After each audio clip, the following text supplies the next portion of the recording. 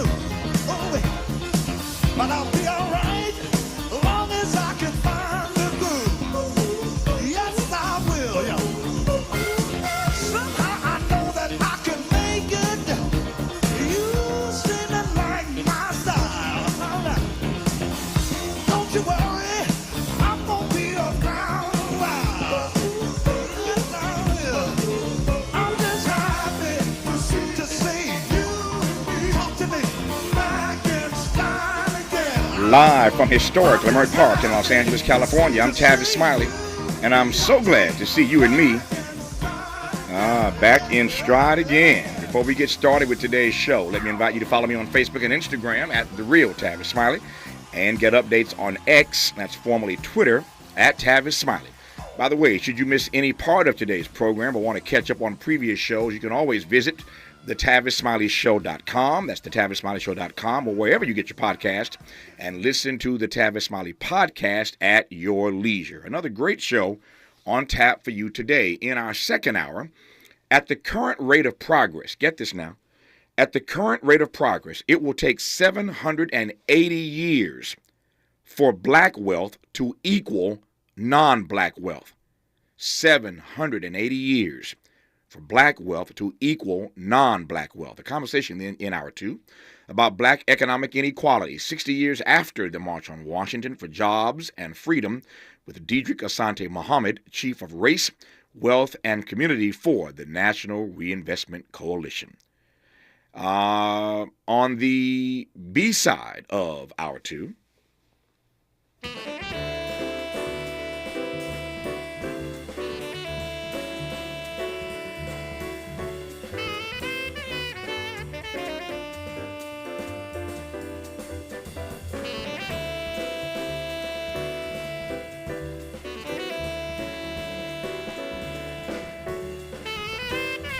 I actually just said the B side of hour two. That's not true. That's hour three. In hour three, what you're listening to now is some of the music of the iconic Wayne Shorter.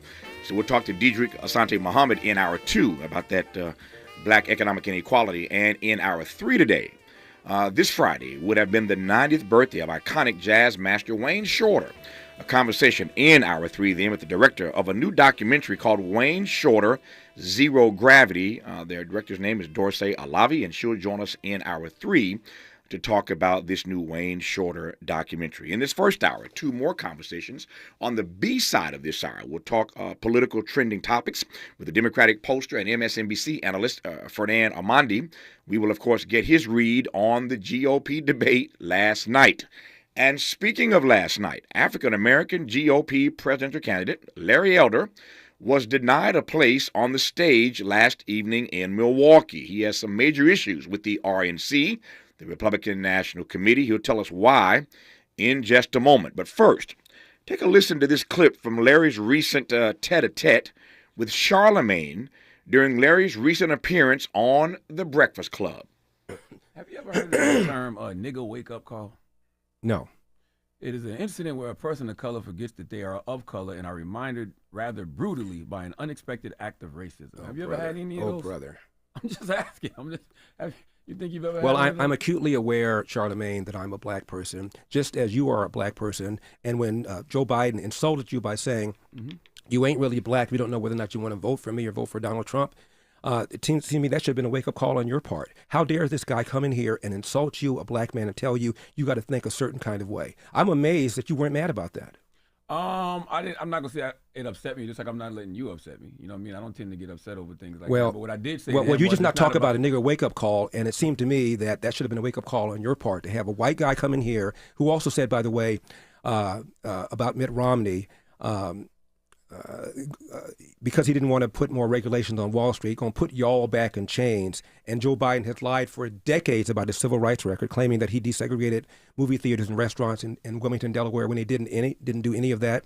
He lied and said that he tried to visit Nelson Mandela during apartheid South Africa. He did not. And he came in here and told you aren't even black and let you think a certain kind of way. It seemed to me that should have been a nigga wake-up call for you, but it wasn't, apparently. Yeah, I mean, no, for the record, I'm not a Democrat or Republican. I didn't say you were. Yeah, I think both. I don't know what you are. I never even asked you about your party affiliation. Yeah, I'm just saying, but you are black. And to have a white guy come in here and tell you have to say, think a certain kind of way, otherwise you, quote, ain't black. Wow. How should I have replied to him, you think? What I just now said, how dare you insult me and tell me I think as a human being, let alone as a black person? I don't tell you how to think, Joe Biden. How dare you come in here and tell me how I should think? I'm going to vote for Donald Trump if I want to vote for Donald Trump. And if I want to vote for Donald Trump, it does not make me not black. 20% of black people, black men, as I said, voted for Donald Trump in 2020. Are they not black now? So only 80% of black men walking around are really black, 20% are not because they voted for Donald Trump? How insulting is that? How condescending is that?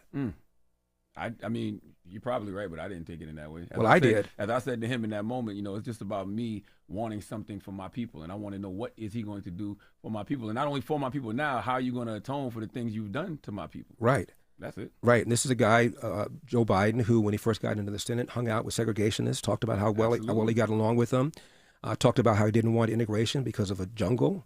This guy has made all sorts of insulting things to black people, and his policies right now are hurting black people. Inflation hurts the people at the bottom more than anything else. Letting a bunch of illegal aliens into the border are hurting black people more than anybody else, as I said earlier. He's opposed to school choice when he has his own kids in private school, and we lost a year, almost 2 years of in-school education in California because of COVID that he supported. I mean, this guy has done monstrous things to black people, and then for him to come in here and tell you how you ought to think as a black person, it blew my mind. As a person objectively who doesn't care about either party.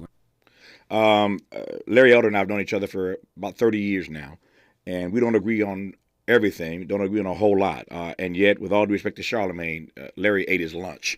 Charlemagne got spanked in that clip. He apparently didn't know that Larry Elder was a pretty renowned national radio host himself, and he ate Charlemagne's lunch in that tete-a-tete. When we come forward, we're directly from Larry Elder on Tavis Smiley. For all the freedom-loving folk, this is Tavis Smiley. I feel like freedom. MC Light for AARP. Hip-hop, the cultural phenomenon that took New York by storm in 1973, is celebrating 50 years of rocking mics and crowds. Whether you're a ride-or-die hip-hop head or simply curious about its origins, check out the latest issue of AARP, the magazine. It celebrates this incredible milestone with a featured story brimming with fun hip-hop facts and history.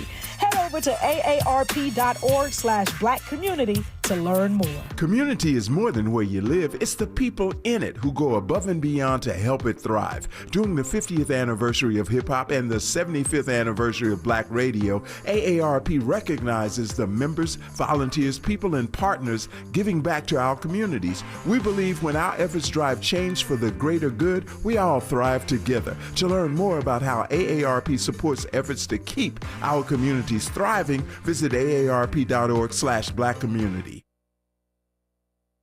KBLA Talk 1580. We've got a lot to talk about. Maisha Cairo here with a quick recap from my time at JP Morgan Chase's Advancing Black Wealth Tour. There were speakers Ian Dunlap, Damon John, Lynn Richardson, MC Light, Don Kennedy, to name a few. Take a listen to what Justin Grant, Community Development Lead at Chase's Advancing Black Pathway, let's see what he had to say. So I'm Justin Grant. I lead Community Development and National Partnerships for JP Morgan Chase's Advancing Black Pathway strategy. And so we're focused on strengthening the economic foundation of black communities, and we're making targeted investments in programs programs like the Advancing Black Wealth Tour to help us get our tools and resources out to the community to drive sustained impact over time. So when it comes to black and brown people, it sounds like Chase is making it their personal responsibility not only to facilitate these events, but to educate and provide resources. So, Mr. Grant, I have to ask, what does wealth building look like for the individual? It's home ownership, it's having that freedom to be able to start your own business and create jobs in your community, and it's having that long-term plan towards retirement, having that vision for what you want your life to be, and you have the resources to actually live it. I'm Aisha Cairo. Thanks for sticking around. That was my recap from Chase's Advancing Black Wealth Tour. First stop was here in LA, and they're taking it national. Hi, I'm MC Light. You know me as the rapper. But guess what? I am the CEO of Sunny Girl Incorporated. We call it SGI. And SGI undoubtedly has a Cadillac, an Escalade to be exact. It's luxury at its finest. It's black, it's sleek, it's clean, and I can show up to any red carpet or any event and feel like I'm flossing. I love it. Cadillac. Visit Cadillac.com for more. Who do you trust to get at the truth? Tavis Smiley. That's who. The conversation continues right now. All right, Larry Elder, let's get this party started. Let me start by getting your comments on that tete-a-tete with Charlemagne. Well, I'm happy that he invited me on. I've been trying to get on his show, Tavis, for years. I was on an airplane not long ago, and I was sitting with Bill Bellamy. I know you know who that is. Sure. And he told me he's good friends with Charlemagne the God. Why don't you go on Charlemagne the God's show? And I said, Bill, I've been trying to get on his show for years. Here's my phone number. Here's my email. Try to hook it up. And he was unable to do it. So a few days before I was appearing on the Charlemagne show, I was on another show in New York called the Andrew Wilkow Show. And during the break, he told me that he knows that Charlemagne listens to his show. And I said, really? I've been trying to get on the guy's show. So when the break was over, we come back on the air, and I called Charlemagne out. I said, Charlemagne, I've been trying to get on your show for years. My understanding is that this guy that I'm on the show right now has been on your show before. Why is it you will have a white conservative on, but you won't have a black one on? I think, Charlemagne, it's because you're a coward. And for all the people listening who listen to Andrew's show and Charlemagne's show, you let Charlemagne know that Larry Elder called him a coward. He doesn't want to have a conversation with me. 2 days later, I was booked. So I don't know whether my calling him out had anything to do with it. All I know is that 2 days later, I got booked. Coincidence? We don't know. Yeah. Well, sometimes you gotta press your claim to get access, and so I'm glad it happened. And as you well know, you and I have known each other for 30 years now. And as I said earlier, we don't agree on a whole lot, but I've never been afraid to talk to you. You've never been afraid to talk to me, and hence you are back on this program, and I'm glad to have these few minutes to talk to you. So last night, as I said a moment ago, you were I was going to say disinvited, not really disinvited. You were denied. There's the better word. That's right. You were denied right. a place on the stage. Take a minute. Tell me what happened and why you're suing the RNC. One moment before I do that, Tavis. Sure. Tavis, you blocked me on Twitter. Are you aware of that? I am not aware of that. Yes, you are. You blocked me on Twitter. So somebody who's not afraid to talk to the great Eldersky, so now you have blocked me on Twitter. So now you're calling me, bro. So now you're calling me out.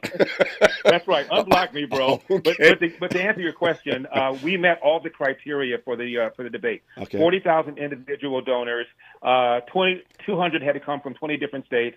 We almost doubled that. And I had to submit 3 national polls where I was at least 1% or better in the polls from Republican-leaning voters. We did that. Then I get a phone call from Ronna McDaniel, the chairwoman of the RNC, and the debate czar. His name is Dave Bossy. I'm sorry, Larry, we're not going to use one of your polls. Why? Rasmussen is, quote, affiliated with Donald Trump, close quote. Well, whether he is or not, it has nothing to do with me. Why can't I use the poll? And they said any poll affiliated with any candidate will be unusable by all of the candidates. So after this happened, Rasmussen goes on Twitter and they said, A, Donald Trump had nothing to do with our poll. B, he didn't even recommend that we do it. C, he knew nothing about it. And D, there's no reason why Larry Elder, who's not affiliated with us, can't use our poll as one of the 3 that's needed for him to qualify for the debate. Then we also submitted a 4th poll that has me over 1%, but they said you submitted it after the deadline. Well, if I had known you were going to disqualify one of them, I would have submitted it before the deadline. So as far as I'm concerned, Tavis, we met all the criteria. My lawyer is the former chair of the Federal Election Commission, and he argues that failing to apply the debate criteria objectively to all the candidates is essentially giving the 8 candidates who made it on the debate stage an in-kind contribution at my detriment, which would subject them to a $100 million fine, and also Fox News for carrying the debate a possible $100 million fine. So I gave them until 2 o'clock yesterday to put me on the debate. Otherwise, I was going to drop a complaint with the FEC. They did not put me on, as you know, and so in about 3 hours, we are dropping that complaint and filing it in Washington, D.C. So what does that mean for the next debate? There are going to be more of these things than we can count. So what happens next time around? Well, the next time around, you have to have 50,000 individual donors. We've already hit that, and my poll numbers have to be 3%. But let me tell you how corrupt this thing is, Tavis.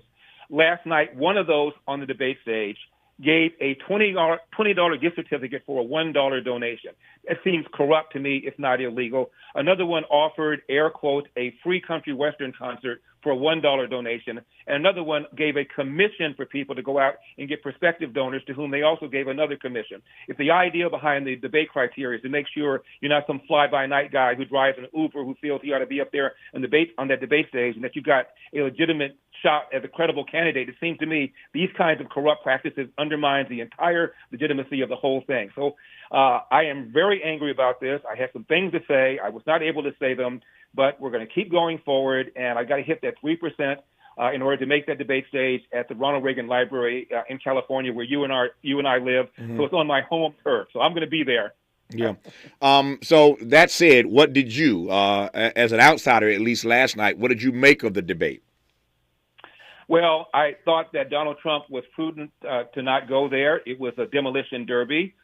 When I ran for governor, as you know, Tavis, I never said anything at all about my Republican rivals because I knew that the target was not any of the guys that I ran on the replacement side against. The target was Gavin Newsom. Similarly, the target is the Biden-Harris administration, what they've done with inflation, what they've done with open borders, what they've done with the spending that's caused our debt credit to now go down. So the $5 billion that we borrow every single day now is more expensive because of their policies. It's not about Donald Trump. It's not about Ron DeSantis. And if I had been there, I would have made that case. We have bigger fish to fry instead of getting in a circular firing squad and giving a video ammo for the Biden-Harris campaign that will be used against us in the fall. You are a lawyer and a brilliant lawyer out of the University of Michigan, as I recall. Is that correct? That's correct. Yeah. I don't know about the brilliant. I don't know what the brilliant part, but I am from University of Michigan Law School. Well, you don't get into UM if you're stupid. So let's put it that way. Okay, I'm not stupid. Yeah. Low bar. There were a number of lawyers on that stage last night, and I frankly, and I'm not naive in saying this, I frankly was stunned at the way every single one of them went in making this argument that the Department of Justice is being politicized against Donald Trump, not that he has violated one law after another after another. As a lawyer, would you have made that same claim last night on that stage? I sure would. Oh, come on, Larry. And as president, I intend to pardon him once I become president. Look, Tavis, you cannot tell me that Hillary did not violate the Espionage Act by having the unsecured server in her basement. You cannot tell me that Hillary did not break the law when she had 30 emails under subpoena and all of a sudden the emails disappeared. You cannot tell me that Hillary did not pay for the Steele dossier and the DNC did. FEC fined them because they characterized the payment as a legal expense. Well, Donald Trump characterized the payments to Stormy Daniels as a legal expense. He didn't get fined. He's facing criminal charges by the Manhattan DA. It is unfair. And as we speak, they're still conducting the investigation regarding Joe Biden and having documents in 5 different places. The defense is, well, unlike Donald Trump, Joe Biden surrendered his documents when he found out he had them unlawfully. Well, if that's the case, why is the investigation still going on? Tavis, I believe O.J. Simpson is going to find the killer or killers of Ron and Nicole before the Joe Biden documents investigation is over. 2-tier system of justice, unfair. I could debate you if I had the time or the interest. This is not a debate stage, and I'd invite you on for that. Or the interest. You're the one who brought up the question. No. Why did you bring it up? No. Let me finish my thought.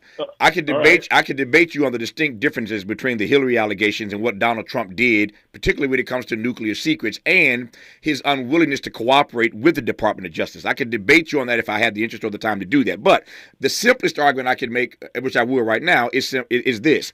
2 wrongs don't make a right. So because Hillary did something illegal, it's okay for Donald Trump to do something illegal? If the DOJ is not going to effectively enforce the law, it is a corrupt system. It is not fair for Donald Trump to be facing criminal charges and Hillary Clinton not to be facing So why not criminal say? charges. Why not say then? Why not say in this moment? Why not say this? In this moment, what Donald Trump did was illegal. He ought to be held accountable, and Hillary ought to be lucky that she got away with it. Why not make that argument? Because I don't believe what Donald Trump did is illegal. I believe what Hillary did is definitely illegal. The Espionage Act does not require intent. And what James Comey said is that she lacked the intent to violate the statute. I'm telling you, the statute does not require intent. Intent is assumed if you have documents in your possession carelessly or recklessly, which she did. He gave her a complete pass. He completely misinterpreted the law to let her escape. It is unfair. Let me ask you. I'm going to ask you this again because I think I heard you, and I'm glad I got you on tape so I can go back and listen myself. I thought I just heard you say that you don't believe that anything Donald Trump did was illegal. Did I hear you correctly? That is absolutely correct. Regarding the argument he made about January 6th and about the power he felt that Mike Pence had to decertify the election. That's the same arguments Democrats made in 2000 when they tried to decertify Florida after the Supreme Court ruled in favor of George W. Bush. They said it again in 2004 after people like Benny Thompson and Jamie Raskin joined 20 other House members and Barbara Boxer to overturn the results in Ohio, claiming that the Debo voting machine had been tampered with. And they challenged more states in 2016, first week of 2017, than Donald Trump did the first week of 2021. Nobody accused him of undermining our republic. Nobody accused them of somehow becoming insurrectionists and election deniers. We felt that they had a First Amendment right to complain and to use whatever legal means that they thought at their disposal to affect the outcome that they wanted. That's what Donald Trump did. And I will remind you one more thing, Tavis. Hillary Clinton told Joe Biden during the 2020 election, quote, not to concede under any circumstances if it's a close election, end of quote. It was a very close election. Donald Trump followed her advice and made an argument that was not carried by the day that Mike Pence had far more power than Mike Pence had. By the way, I believe that Mike Pence did the right thing, but that does not believe that does not mean that Donald Trump was somehow corrupt in making the argument that he made, because, as I said, Democrats made that argument in 2000, 2004, and 2016. Let me just say this. I believe that your comment that Donald Trump has done nothing illegal is beyond hubristic. Let me add to that. I gave you a compliment a moment ago for being a brilliant student out of the University of Michigan Law School. Now you're making me question the value of a UM education, but I digress on that point, Larry Elder. Let me pivot. I've only got 6 minutes left with you. Let me pivot to this. You heard me say, you may have heard me say at the top of the hour, that in our second hour we're going to be talking about black economic inequality. It will take 780 years for black wealth to equal non-black wealth in this country. As president, what would you do about that? By the way, my website is larryelder.com. I incurred an unexpected legal expense in going after the RNC. So please help me by going to larryelder.com. The way to deal with the wealth gap that you said is to make sure that we deal with the epidemic of fatherlessness. That is the bigger factor in the wealth gap than anything you could possibly think of. In 1940, 87% of blacks lived under the poverty line. 20 years later, that number had fallen to 40%. The greatest 20-year period of economic expansion in the history of black America, as I told Charlemagne the God. Why? Because it was rare for a black kid to be raised without a father, a strong belief in entrepreneurship, a strong belief in Judeo-Christian values, and a belief in patriotism, even as those values were not being applied. Then along comes the welfare state. We've incentivized women to marry the government and incentivized men to abandon their financial and moral responsibility. Now, 70% of black kids enter the world without a father in the home, married to the mother, up from 25% in 1965. And the stats are clear. If you're raised without a dad, you're 5 times more likely to be poor, 9 times more likely to drop out of school, 20 times more likely to end up in jail. That is a far bigger factor than anything you could think of regarding the so-called wealth gap that black Americans are facing. So I will also point out this, this is important. Chinese Americans, Japanese Americans, Korean Americans, Nigerian Americans all have a higher household income and higher net worth than do the average white American. How? Strong belief in family, strong belief in education, strong belief in self-improvement, strong belief in saving and investing and entrepreneurship. These are the kinds of values we ought to be telling black people instead of saying you are a victim of oppression, which is what, unfortunately, people like Charlemagne the God have been pushing for years. I would never argue that fatherlessness in the black community is not a legitimate issue. You know that. You've heard me say that before. My question is whether or not you think that argument is significantly more impactful on the reality I just laid out about black economic wealth and equality. That's more significant than racism and discrimination? Oh, come on, Tavis. Racism and discrimination right now, today in 2023. Yes. In order for you to escape poverty, you must do a few things. Finish high school. Make sure that your diploma is one that means you can read, write, and compute at grade level, which is why I want school choice. Number 2, don't have a kid before you're 20 years old. Number 3, get married first. Number 4, get a job, keep a job, don't quit the job until you get another job. And number 5, avoid the criminal justice system. You do those things, you will not be poor. If you don't do them, there's a good chance you will be. This is what Charlamagne didn't understand, that Larry Elder is a talk show host, has been for years, and has his talking points lined up, so you got to be ready when you talk to him. Let me close with this.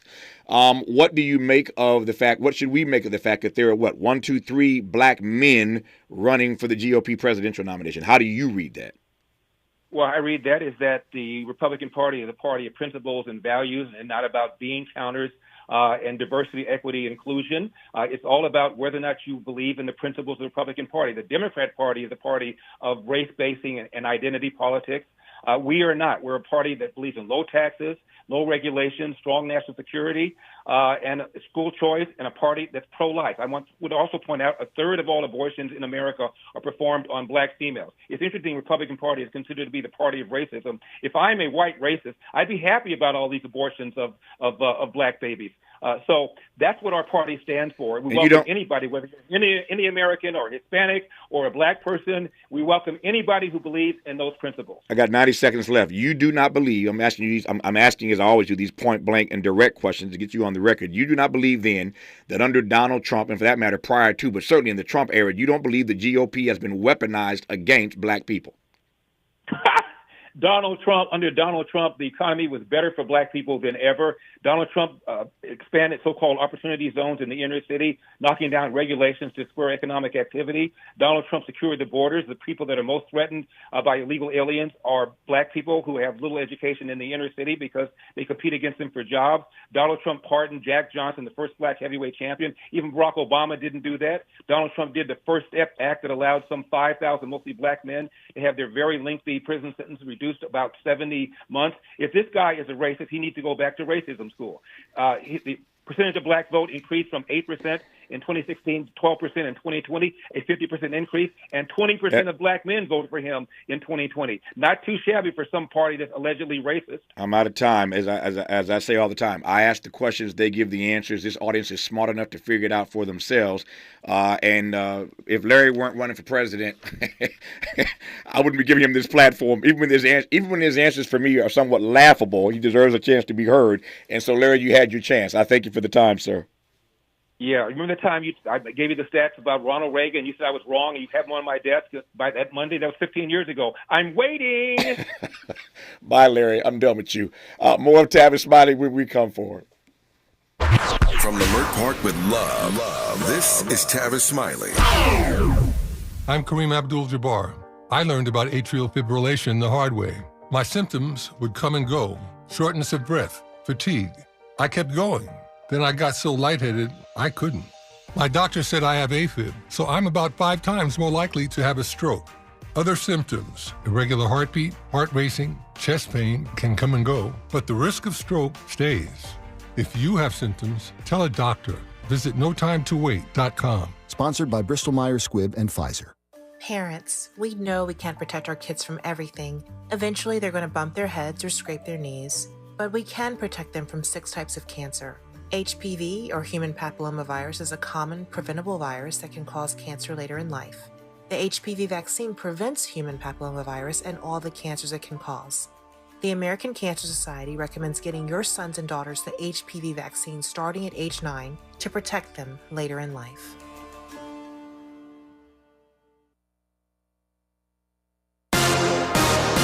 I'm Mike Moore. Here's the latest from the Black Information Network. Extra security measures are in place outside the Fulton County, Georgia jail ahead of former President Trump's planned surrender. With more on that story for us, Tyree Gwynn is outside of the Fulton County Courthouse. The 45th president is facing 13 counts, including violating Georgia's RICO Act. Donald Trump will become the first United States president in American history that will be booked, fingerprinted, and also have his mugshot taken. There are also others who are facing charges within this case. some of whom have actually already turned themselves in here at the Fulton County Jail, including John Eastman, Rudy Giuliani, and a couple of others. No word yet on what time the president will be here, but as soon as he gets here, we'll be sure to let you guys know. As Tyreek Wynn just reported, we'll continue to keep you updated on the former president's planned surrender. And that's the latest. I'm Mike Moore from your 24/7 news source, the Black Information Network and BINnews.com. Working troubles in Downey if you're on that 105, East 105 at Bellflower Boulevard. Trying to clear a stalled vehicle from earlier. The busy drive for that East 105 starts around Paramount. Slow and go on the 91 East at Paramount Boulevard. That's Long Beach. The right lane blocked with a crash. As you get towards that 710 is where you're on and off and off and on the brakes. Commerce on the 5 North as you get up toward Garfield Bandini. Had a broken down vehicle earlier. That is out of our way, but right around Paramount Boulevard in this area is where we're seeing a very, very busy drive. Our 405 North between the 110 and Inglewood Avenue. Things are very busy. And the south side of the 405 between Roscoe and Mulholland Skirball. A tough commute here. Score big on sleep and savings during Mattress Firm's best sale of the year. Save up to $700 on select Tempur-Pedic adjustable beds and get a $300 instant gift. Good towards pillows and more. Staples has everything you need for the office and the classroom for less. Now save even more with $50 off your print and marketing services order of $150 or more. Offer ends 8/26. Visit staples.com/print for details. Save for your business at Staples. This is the KBLA Sports Minute with Ray Richardson. I'm a bad man. It looks like former USC star Reggie Bush is willing to make his lawsuit against the NCAA a civil rights issue. At a press conference yesterday at the Coliseum, Bush announced his plans to sue the NCAA for defamation of character. By his side was noted civil rights attorney Ben Crump, who Bush hired to lead his legal team. Crump has a ton of experience with high-profile cases after representing the families of George Floyd, Breonna Taylor, and Trayvon Martin. Bush said the NCAA made false allegations about him when the organization claimed he had a play-for-pay arrangement at USC from 2002 to 2005. The NCAA stripped Bush of his Heisman Trophy and his collegiate records after learning he had access to improper benefits while at USC. There's a whole lot more to this story. Stay tuned. No debates, no speculation, just the info you need. That's your KBLA Sports Minute. I'm Ray Richardson on KBLA Talk 1580.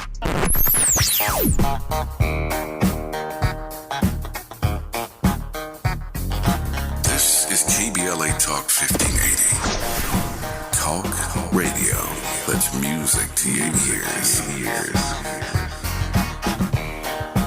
We're unapologetically progressive. KBLA Talk 1580. Are you looking to steer your career in a new direction? Driving for the Culver City Bus can be your ticket to a long-lasting career with excellent benefits and paid training. Culver City Bus is looking for customer service and safety-minded bus operators to join the growing team. Culver City Bus offers on-the-job paid training, uniform allowance, and health benefits. Culver City Bus are now even putting their money in your pocket with a one-time $2,500 sign-on bonus. Let us connect you with an essential service job. If you enjoy driving, seek real opportunities for career advancement, and passionate about making a difference in your community, then we invite you to join the team. Start your journey by submitting an application at culvercity.org/job. For more information, visit culvercitybus.com or call the live customer service operator at 310-253-6500. Again, 350-253-6500.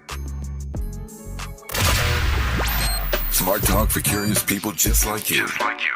You're listening to Tavis Smiley. And we're glad about it. I see all your comments.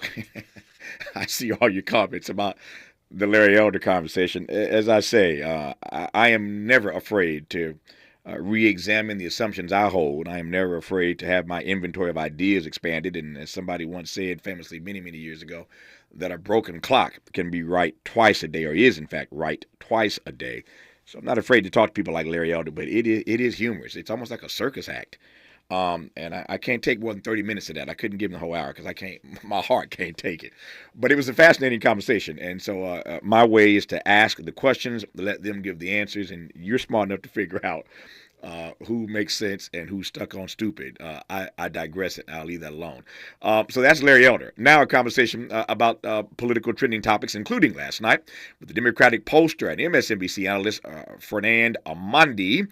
Fernand, good to have you on. How are you, sir? Hey, Tavis, great to be on here with you on the show. Man, it's good to have you on. As you heard me say, we just had a half hour with Larry Elder, who did not make the debate stage last night, is now suing the RNC. So it was a fascinating half hour. Just trying to. My condolences. Yeah. No, he was a fascinating. I've known Larry for 30-some years. We both started. Well, I was on actually talk radio in Los Angeles here in my hometown. I was on radio here, talk radio locally before Larry arrived, but he came to my station. And so we've known each other for 30 years, and it's been fascinating, all 30 years, to have these dialogues every now and again. So anyway, I digress on that. Your take on what you saw last night. I don't need to color this first question much more than that, sir. You know, Tavis, I kept watching last night and thinking to myself, I mean, last night's Republican debate was a lot like, getting the invite to the cookout and then you realize there's no grill there, without Donald Trump at the debate, kind of like, what's the point? Why is this even happening? Because when you look at the lead he has numerically, and I don't think people mention this enough in the media, Tavis, he has an unprecedented lead in history when it comes to Republican nominating contests. In other words, no one has ever had this kind of a lead before and relinquished it. When you're up 40, 45, 35 points over your next closest competitor, and no one really seems to be emerging as an alternative, it really calls into question the validity of these debates, especially when they're all up there. And then to add insult to injury, none of them, with the exception of the two that have no chance to win, Chris Christie and Mike Pence and the others, none of them were willing to take on Trump directly. So I saw it as a win for Donald Trump and also as a win for President Biden, because no one up on that stage, I think, would put any fear in him if they were the nominees. There are those who are opining this morning, and for that matter last night as well, that Nikki Haley, while she didn't necessarily take Donald Trump on, she told a bit more truth about his track record and his current situation than anybody else. Did that impact you in any way? In the sense that she might have been willing to say some things, but the fundamental question, I think, was asked by the moderators, and you look at what Nikki Haley's response was. They asked, if Donald Trump ends up being convicted by any of these indictments, would they still support him as the nominee for president? All of them, including Nikki Haley, raised their hands. So it's really tough to buy out of the one side of their mouths anything that sounds like criticism, but yet are unwilling to take him on in the most fundamental of ways. And that's the dynamic playing out in this Republican primary, Tavis, and that's why I think Donald Trump has a commanding national lead and a double-digit lead, at least in all of the early primary states. This is his nomination to lose. Somebody's got to take it away. It's not going to be him. Let me pivot to the moderators for a quick second, since you raised it, and then I'll come back to the candidates. Sure. How do you think the moderators did last night? And let me just give you my assessment right quick. I was actually I won't say impressed, but because this is all about optics, Fox News understood very clearly going into that debate last night what America thought and thinks of them. Everybody knows about the $790 million payoff for the trouble they got themselves in. We all know that backstory. And so I was watching last night as a media personality to see how the moderators were going to do, whether they were going to mail it in or try to get some of that, if I can put it this way, credibility back, some of that integrity back. I thought the moderators asked some pretty decent questions last night. That was my read. What was your read? We're on the same wavelength, Tavis. I thought they did a great job. Some people said, that things had gotten out of control, that it was unwieldy, that they were letting the other people talk and go over the time limits. I think that's okay in a debate, as long as it doesn't revert into total chaos. And I thought, to me, the elements that you're looking for, like you described, something to get their credibility back. Look, they asked several of the candidates direct yes or no questions. And when they didn't answer those questions, they pushed back and said, hey, but you didn't answer the question. That's not what we're going at. At one point, which I thought was one of the highlights, or maybe lowlights if you're in the DeSantis campaign, he started talking about how we don't want to talk about Trump and we can't talk about the past. And the moderator, Brett Baer, said, wait a minute, buddy. You're down 35, 40 points to this man in this debate right now. Don't be talking to me that this is about the past. Come on now. And you saw him shrink. He shriveled up there when he got that pushback from the moderator. So I agree with that. I thought they did a really good job. Yeah. To the point you raised earlier, nobody to my mind stepped out clearly as number two. It seems to me, though, that the two persons that most people are talking about today are Nikki Haley and the guy Vivek, whose last name I still cannot pronounce. But talk to me about how. Yeah, exactly. Talk to me about how you think he did, whatever his last name is. Look, I think he was there as a stand-in for Donald Trump. I actually thought Chris Christie's line was pretty good about calling him Vivek Chat GPT because he sounded like a talking points machine there. And look, at the end of the day, here's what this is all about. I mean, let's talk about this again in the grand scheme. Mm-hmm. This is Donald Trump's nomination. He's got it on lockdown.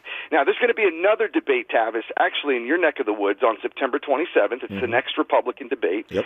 That's the real debate, because on that one, which, A, we already know Trump is not going to attend. He's already made that clear, and nor should he attend tactically. That's going to be a mistake for him to go. Yeah. It's going to be whittled down to probably, by my count, no more than 5 candidates. And that's where the knives are going to come out, and I think you're going to start to see them carve each other up.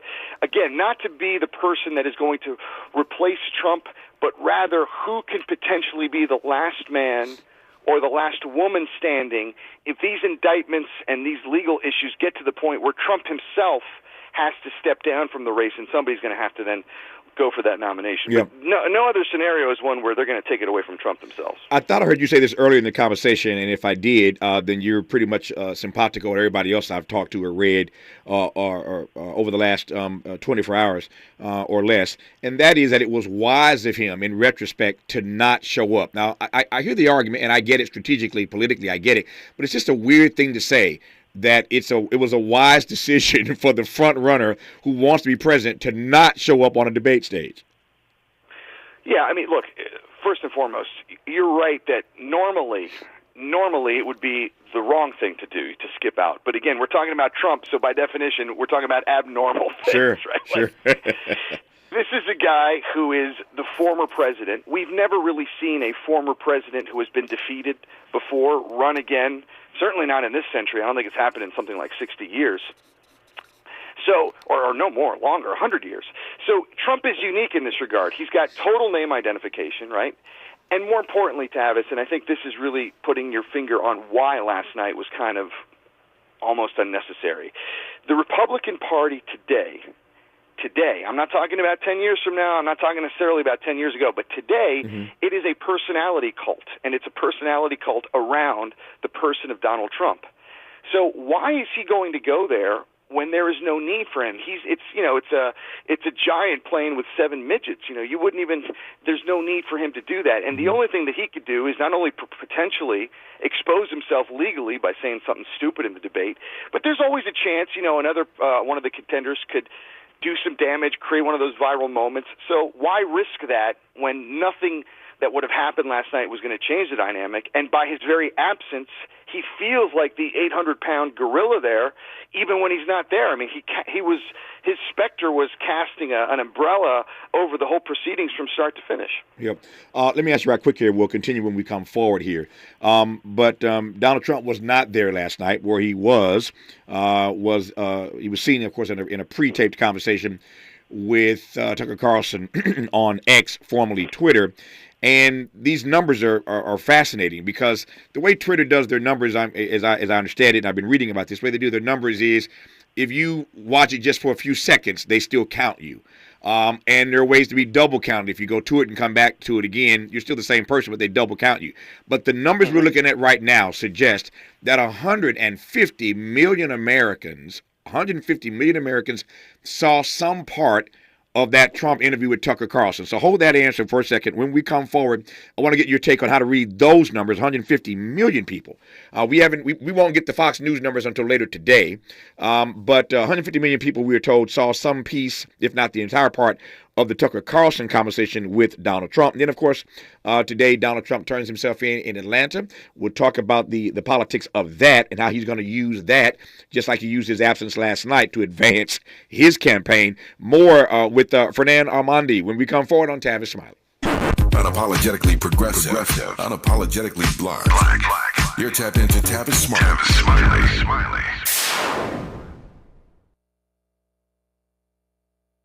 What does access mean? Access means owning a home. Access means growing my business. Access means building generational wealth. No matter your goals, U.S. Bank Access Commitment Programs and initiatives provide the tools and resources to help you reach them. Access your financial goals at usbank.com/access. Member FDIC, Equal Housing Lender. Hey, life doesn't stop when cancer starts. After diagnosis, treatment is vital. But for some, just getting there, to appointments, chemo, or radiation, is a major challenge. You can change that. Volunteer to give rides with the American Cancer Society Road to Recovery program. Driving for a few hours of your day can make a life-saving difference for someone with cancer. Visit cancer.org/drive to learn more. Dominique DePrima for KBLA Talk 1580. Are you worried about your credit score? Well, look, you can rebuild it. There are lots of factors that go into determining your credit score, but one of the most effective ways to improve your score is to consistently pay your bills on time, over time. If you're forgetful about payments like me, try automating your bill payments. That way all your creditors get paid on time and you'll have freed yourself of trying to remember. Whatever your financial goals, U.S. Bank Access Commitment Initiatives can help support you in reaching them. Access your financial goals at usbank.com/access. Member FDIC, Equal Housing Lender. Hi, it's Tavis Smiley. KBLA Talk 1580 is inviting you to join us on Saturday, September 16th, 10 a.m. to 12:30 p.m. for our very first economic empowerment event for the community. This event is free and it's powered by Caltrans. We're doing this in association with Rambo House, and here's Rambo to tell you more. Contracts. I'm going to say it again for all of us small business owners out there. Contracts. Rambo House, KBLA, Tavis, me. Oh my God, this is going to be massive. I truly thank Caltrans for giving us the opportunity to focus on contracts. Listen, that's what it's all about to be a small business in LA. That's how we hire our own. That's how we expand our community is contracts. KBLA1580.com is for you to have a seat at our contracts-focused event. Contract Ready does it again. We had over 900 last time. So you guys know how exciting this is. And if you just think that you want to get into contracts and you're close to it, bring your friends out for September 16th at the Marriott Hotel. Listen, you know where to register. KBLA1580.com. Come see me. I can't wait to see you. Let's do it, Tavis. So be sure to go to KBLA1580.com for all the details. We'll see you Saturday, September 16th.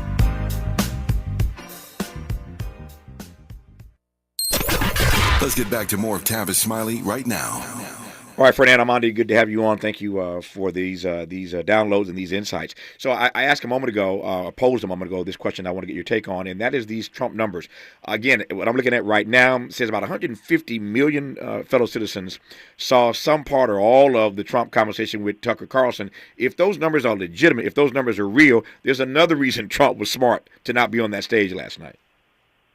Well, again, I agree. It was definitely smart for him not to attend that debate last night, and the idea of counter-programming with a Tucker Carlson interview was exactly the sort of move you would have expected Trump to have made. But you're going to have to forgive me, Tavis, because I cannot take an Elon Musk-provided statistic Fair enough anymore these days, because just think about what he's saying. Yeah. 150 million of our fellow citizens, that means 1 out of every 3 Americans watch that, actually more, closer to 1 in every 2 Americans, and I doubt that's the case. But look, was it a smart move?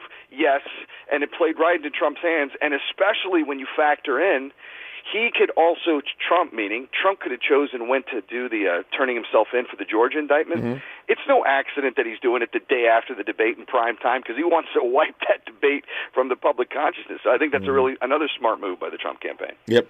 Tell me more about how you think he plays this thing in Atlanta. It's already clear to me, to your point, that doing it the day after the debate is part of the strategy. It's clear to me from what he and others around him are saying that they're going to make this, they're going to play the race card, if you will, given that Ms. Willis happens to be an African-American woman. So some of this stuff is as clear as day. But give me your sense. You're the expert analyst here. Give me your sense as to how he's going to play this in the coming days and weeks and months. Well, look, I mean, he's doing the Karl Rove. Remember Karl Rove, that Republican operative in the George W. Bush years? He was always of the belief that you turn your weakness into a strength. And that is exactly what Trump is doing, and trying to take these criminal federal indictments, of which they're happening in multiple states, multiple jurisdictions, and basically turning them into a circus, so to speak. This is evidence that the government is, quote, going after me, and they're doing it because I'm in the way of them going after you. It's very much in line with that jujitsu-like notion politically of trying to turn lemons into a lemonade. So I suspect tonight, he's going to go there, he's going to book himself, he's going to take that mugshot, and then they're going to try and raise $1 bazillion around that from his sucker supporters, because obviously he needs to pay for a massive legal defense.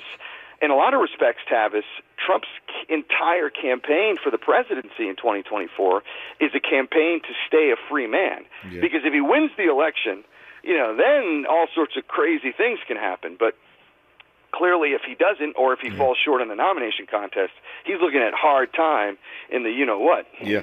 There's your phrase of the day, Trump and his sucker supporters. I love that line. Trump and his sucker supporters, courtesy of Fernand Amandi, who is an MSNBC political analyst and Democratic pollster. And speaking of being a Democratic pollster, when we come forward in our remaining moments with Fernand, I'll get his take on what last night means for the Democrats. You're listening to Tavis Smiley. This is getting good. Yeah, man. Tavis Smiley continues when we come forward. MC Light, or AARP, hip-hop, the cultural phenomenon that took New York by storm in 1973, is celebrating 50 years of rocking mics and crowds. Whether you're a ride-or-die hip-hop head or simply curious about its origins, check out the latest issue of AARP, the magazine. It celebrates this incredible milestone with a featured story brimming with fun hip-hop facts and history.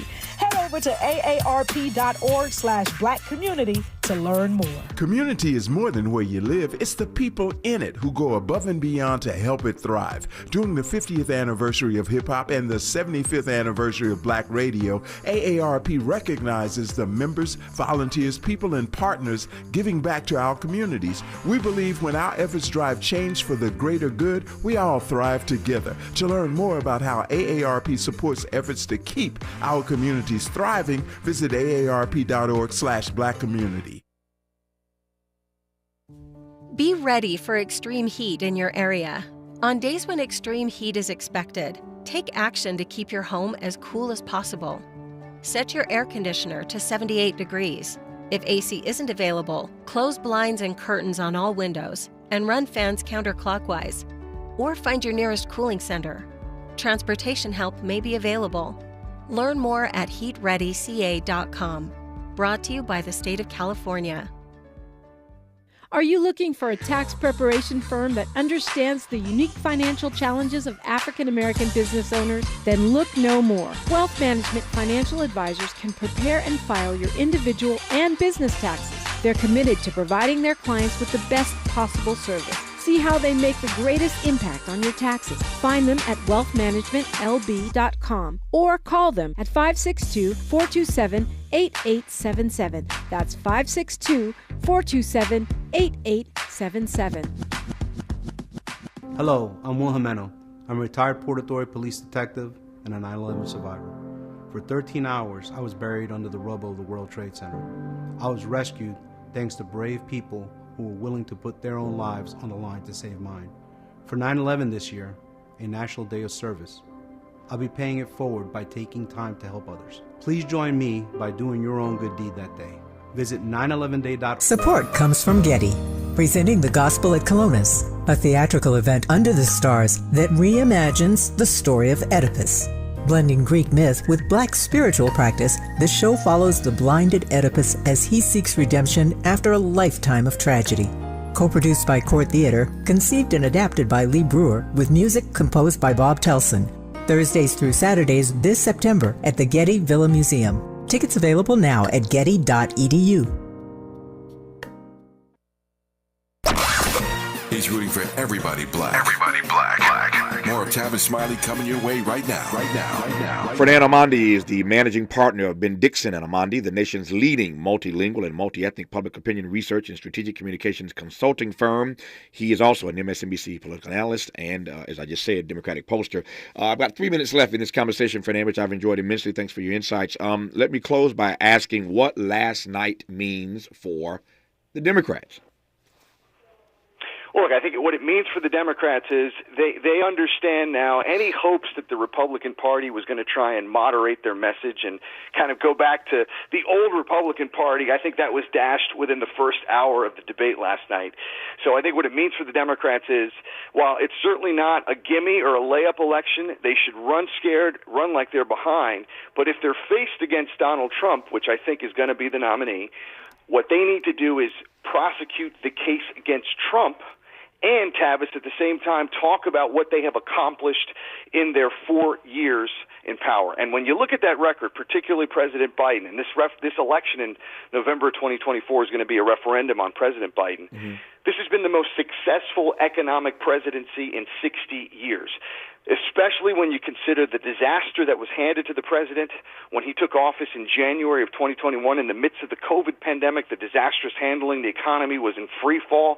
He was able to sustain it, move it to a place of stability. Sure, we've had some inflation issues. We all know the cost of the groceries. Heck, I was there myself the other day, and you see it's expensive, but things are getting better, and the economy is moving forward. Record unemployment, low unemployment, the most jobs created by any president in his first 3 years in American history. Inflation has dropped a lot over the last year. Gas prices have come back down to earth a little bit. If he can make that case, and also talk about how he's gotten infrastructure passed. He's addressing the climate change concerns that you're experiencing in Los Angeles. Hell, I'm seeing it in Miami. We've had the hottest summer here we've ever had. If he could talk about these successes and these accomplishments and the need to move forward with that by getting reelected, I think he's going to win reelection comfortably. And finally, with 60 seconds to go here, how would you describe what the American public saw last night from these Republicans on stage vis-a-vis public policy positions? Well, depends on which slice of the American public you're talking about. If you're talking about the MAGA public, it was right up their alley. If you're talking about the rest of us who saw that clown show, there is no policy prescriptions other than, we're going to destroy every institution. There was a moment last night, really quick, you heard Vivek talk about, I want to get rid of the FBI, the Commerce Department, the CIA, the IRS, the Education Department. Like, what's going to be left there, buddy? So, I think we saw a lot of nuttiness on that stage last night, and that's what the American people mostly saw as well. No, I wouldn't disagree. Just want to get your take on it. Fernand Amandi, Democratic pollster and MSNBC political analyst. Fernand, I enjoyed it immensely. We'll do it again. Thank you for your time, sir. All the best to you. Anytime. Best to you, Tavis. Take care. Appreciate you very much. We got hour 2 coming up, and in hour 2, we will talk about what I suggested earlier in this hour that we need to unpack. It will take 780 years for black wealth to equal non-black wealth. How is that the case? Why is that the case? And more importantly, what, if anything, can be done about it? We'll talk with Diedrich Asante Mohammed when we come forward on Tavis Smiley. KBLA 1580 Santa Monica. I'm Mike Moore. Here's the latest from the Black Information Network. Extra security measures are in place outside the Fulton County, Georgia jail ahead of former President Trump's planned surrender. With more on that story